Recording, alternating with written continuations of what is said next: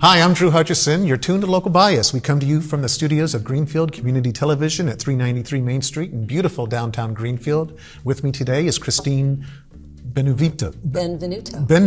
I get it. So, thank you for coming on. Thank you. So there's a play idea right there where people mangle each other's names. I mean, it could be a comedy of errors. But you're a playwright, but more importantly than a playwright, right now you're putting on something at the Lava Center, which is a madhouse of a bunch of people making plays in real time? Exactly, yes.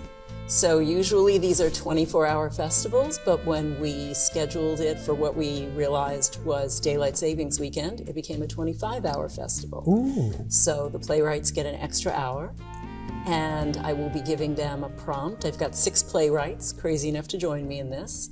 I'll give them a prompt at 5 o'clock on Saturday, and they'll pick 2 to 3 actors' names from a hat, and they have to write for those actors a 10-minute-ish play,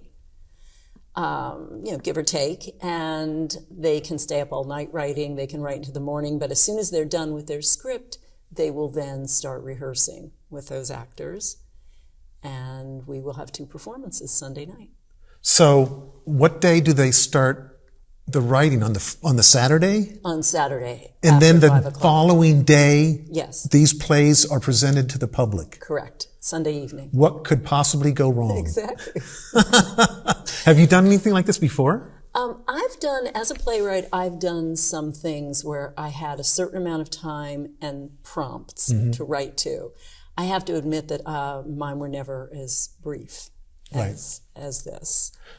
Well, to create a narrative arc in 10 minutes, some people, well, how do you have enough time? But we are in the cable access industry. We have what are known as film sprints. And generally what happens is you have a week to film a 5-minute piece or a 4-minute piece. So it's similar because we're given prompts. We show up at the same time. We pull out of a hat. Everyone has there's some universal prompts, but then there's also individual prompts. And it's so much fun. And you don't know what you're going to get. Exactly. And you get what you get and you don't get upset. Yes.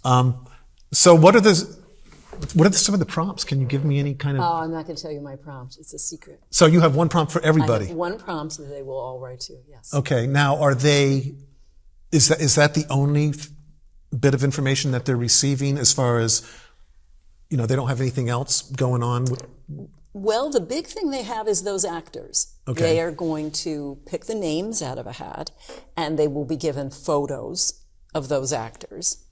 And then they are free to make contact that evening, by phone or Zoom, if they, would like to hear how their actors speak, how they move. They can. And what their strengths are. I mean, for instance, I could passably do some comedy. But please don't ask me to do anything too dramatic because your play will fail, and I would feel awful about that. Maybe and I'm you'd sure like to act in this. Well, I mean, I do enjoy acting, but I just know I'm not that good of an actor. And so some people specialize in different types of roles. And if you don't know who the actors are, because you want to kind of write to their strengths a little bit, so having that phone call is probably the first thing I would do before I even started writing. Yes. Oh, for sure. Yeah. And do the same actors appear in multiple plays? No, I think that would be asked. So how many actors do you have total? I've got about a dozen now, and if we get some more, we have 6 playwrights, so if we get 18 actors, each play will be for 3 actors. If we stick with a dozen, each play will be 2 actors. So you're still taking on actors then? Yes, because there's no way to prepare if you aren't already a seasoned actor. There's nothing. So when is all this happening?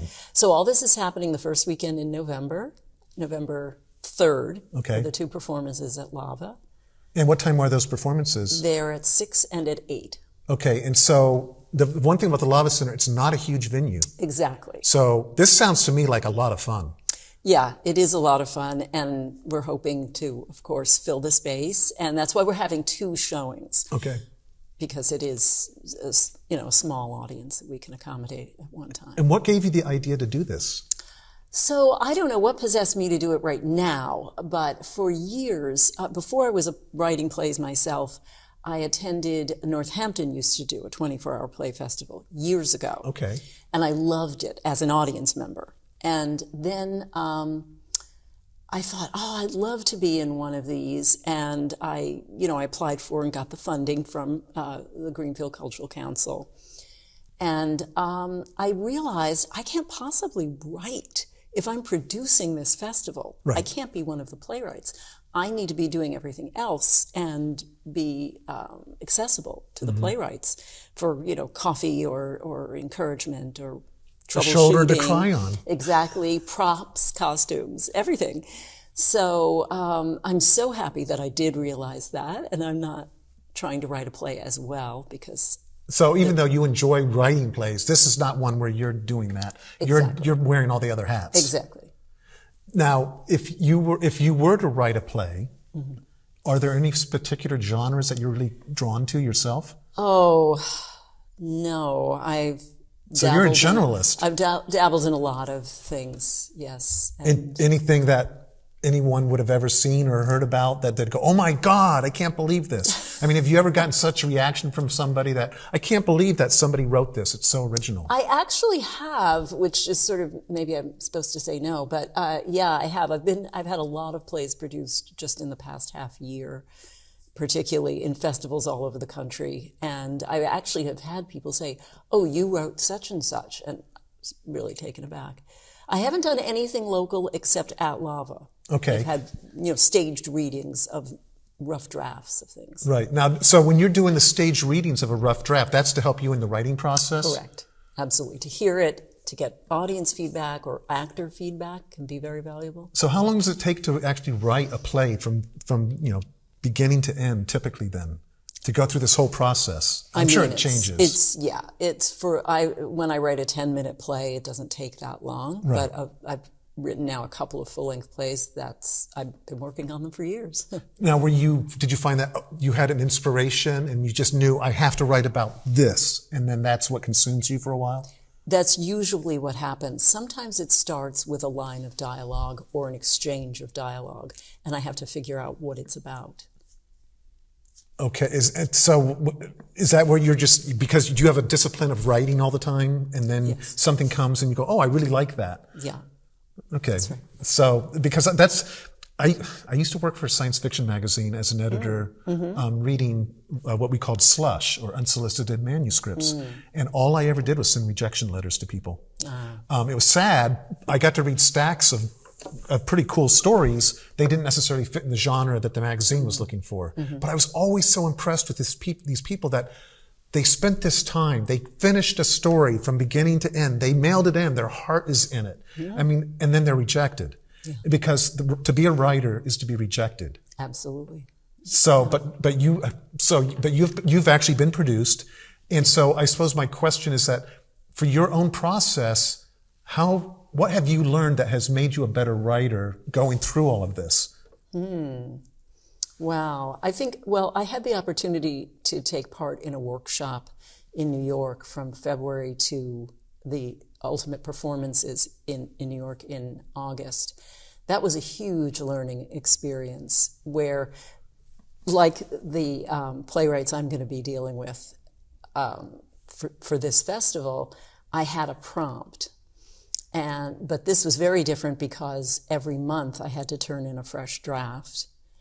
And the agreement that we writers who had been selected for this, it's a women's workshop, and we had agreed that we were going to write to please them, essentially. They didn't put it that way. But if they said, no, we don't like this draft, you couldn't say, well, I do. They weren't going to put it on. So it was an amazing experience. It wasn't the same as rejection. Right. But it was, I think you need to... But you're getting really strong feedback. Yes, very strong feedback. And knowing that everything, I had 6 performances of this play in New York, writing on it. And it was just amazing because by rewriting, I thought at a certain point, I'm just going to please them. I'm going to do what they want. And then after I do that, I'm going to turn the play back to the way I was doing it originally. But in the process of rewriting it, I realized, oh my God, they're right. They are so right. these directors know, these were directors, they know what they're talking about. Did it have to do with the pacing or character development or narrative arc? It had to do with that I had an improbable situation and I was trying to work against my strengths and make something very realistic. Okay, so you're more of a surrealistic person. Exactly. Absurdist, okay. really. Dada and type. They said, you know, absurdism is your strength. Go further into it. Don't be trying to normalize this. And they were right. They were absolutely right. In a way, they validated your voice. It's true. And I hadn't experienced it that way when I heard it. But then as I worked on the play, I realized it. Oh, that's lovely. Yeah. It's hard to take criticism when you put your heart into something, and yet being able to actually hear what the criticism when it's positive. That is, this is me standing objectively. This is what I'm seeing, and being able to accept that and then work on it. I mean, most people aren't that mature, quite frankly. But it was fabulous. It was such a great experience, and I hope that the 6 playwrights that do this 10-minute play, or it'll be about 10 minutes. Right. I hope that even though this will clearly be a first draft, they won't have time. Right. I hope that they'll go through the stages afterward of, and make something more polished. How did you pick the 10 playwrights? It's 6. I mean, that's sure. 6 playwrights. Hello. Some were lava Regulars. stalwarts, regulars. Okay. Yeah. And one, Brian Rust, is a playwright in Allston, Massachusetts. And he contacted me. He saw something about it online, and he said, well, if you don't get enough Western Mass people. And I said, I've sometimes tried to convince Boston area people that Shutesbury, where I live, is part of the greater Boston area. And I've never succeeded, but I'm so charmed that you're trying to convince me that you're west of Boston. Right. That, you're in. I mean, I looked at his resume and things like that. And, we thought it was a great fit. So are these all, so the Lava regulars, did you already know them because you've been involved with the Lava? I did, yes. So for people who don't know what Lava is, can you just give a little bit of a synopsis? Yes, evidently not everybody does. They should. And so it's local access to the arts, and it's sort of an all-purpose art center. There's musical performances there, not full theater performances, more like staged readings. And they have gallery exhibits. And spoken word. And they have musical performances on occasion as well. Yes, absolutely. And they're right on Main Street next to TD Bank and Pushkin building on the corner of Main Street and Federal. Yes. And I encourage our viewers to check out the Lava Center. It's very welcoming. Absolutely. It's all about the humanities. It's about our community coming together as artists and sharing our vision with each other. Exactly. And so I'm always delighted whenever the Lava Center reaches out to us here at GCTV and says, hey, can you help us promote this? Because that's what we do and that's what they do. And this is what you're doing. Exactly. And this is the first time the Lava Center's had something like this, where there's these playwright sprints. Yes. So exactly. It's coming up in a couple of weeks, November 3rd. November 3rd. Wow. So if there are any actors, bona fide actors, who are interested in reaching you, is there a best way to reach you before too long? They can look on Lava's website and they'll see how to reach me. And so what I'll do is I'll put that in the description for our YouTube video. Sure. And so people will see that. If they want to watch the video on GCTV itself, they can wait till the closing credits and hope to figure it out. They won't, but it's a challenge, okay? Watch all the way through the end. We just need a few more actors, but yeah, it would be lovely to be. And what about children actors? Mature teens. Okay. Is what we're thinking.